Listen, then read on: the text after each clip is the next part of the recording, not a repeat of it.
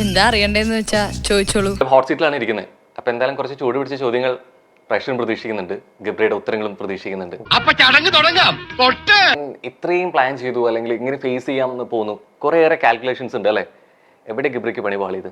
എനിക്ക് പണി പാളിയിട്ടില്ല. ഇല്ല ഇല്ല, ഇതുവരെ പണി പാളിയിട്ടില്ല. ഇങ്ങനൊന്നും ആരും കേപ്പിനെ കരയിപ്പിക്കാൻ വിചാരിക്കണ്ട. തളർന്ന് വിചാരിക്കണ്ട. തളരൂല. പണി പാളിയില്ലെങ്കിൽ കാൽക്കുലേഷൻ ശരിയായിരുന്നെങ്കിൽ പുറത്തു വന്നതാണോ? പുറത്തു വന്നത് എന്റെ കാൽക്കുലേഷൻ ആണെങ്കിലോ? ഓ, നിന്റെ ബുദ്ധി വിമാനമാണല്ലോ. വിമാനമല്ല, റോക്കറ്റ്. റോക്കറ്റ്. പുറത്താവുന്നതും കാൽക്കുലേഷൻ ആയിരുന്നു. അപ്പൊ ഒരിക്കലും അവിടെ ചെല്ലുമ്പോ പക്ഷെ ഗബ്രി തന്നെ പറഞ്ഞിട്ടുണ്ട്, എനിക്ക് അവിടെ എത്തുമ്പോ 100 ദിവസം നിൽക്കണം, കപ്പടിച്ചില്ലെങ്കിലും 100 ദിവസം നിൽക്കണം എന്നുള്ളത്. എന്റെ ഭയ ഞാനൊന്നും പറഞ്ഞിട്ടില്ല. മുതലാളി ഒരു പ്രാവശ്യം പറഞ്ഞിട്ടുണ്ട് ബോട്ടിൽ വെച്ചേ.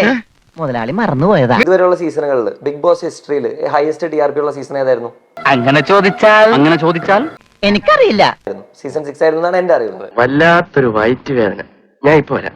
അതിൽ ഏറ്റവും സീസണിന് TRP നെഗറ്റീവോ പോസിറ്റീവോ എന്തോ ആയിക്കോട്ടെ, TRP ഏറ്റവും കൂടുതൽ കൂടാൻ കാരണമുള്ള ഒരു ആൾക്കാരായിരുന്നു. ആരാണ്?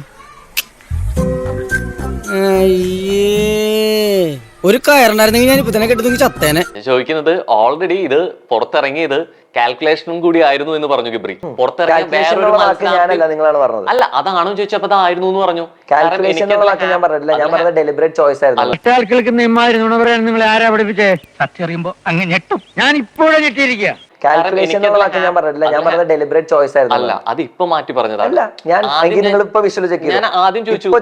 ഒരു കാര്യം ഞാൻ പറയാം, വിശ്വാസം ഇങ്ങനെ പിരിച്ചുവിട്ടേക്ക്. എന്റെ ആനുകൂല്യം തന്നിട്ട് വെറുതെ കള്ളന്നുള്ള ചീത്ത പേരൊക്കെ എനിക്ക് പറ്റില്ല. ഇപ്പൊ വിഷ്വൽ ചെക്ക് ചെയ്തു. ഞാൻ ആദ്യം ചോദിച്ചു. ഇവിടെ മോല് കണ്ടോ?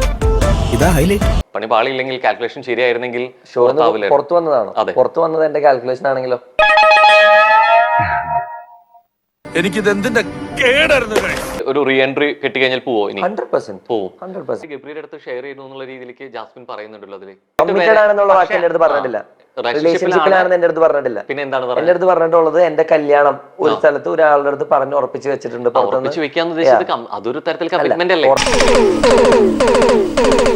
വല്ല കാര്യമുണ്ടോ? എന്തിനാണ് ഇങ്ങനെ ഇല്ലാന്ന് നടക്കുന്നത്? ടച്ച് ചെയ്യുന്നതാണെന്നുണ്ടെങ്കിലും കിസ് ചെയ്യുന്നതാണെങ്കിലും അത് ശരിക്കും തെറ്റാണോ? കിസ് ചെയ്യുന്നത് തെറ്റാണോ? തെറ്റാണോ? കമ്മിറ്റഡ് ആയിരിക്കുന്ന ആളെ കിസ് ചെയ്യുന്നത് തെറ്റാണോ? നിങ്ങൾ ഫ്രണ്ട്സിനെ ഇതേവരെ കിസ് ചെയ്തിട്ടില്ല? ഇല്ല.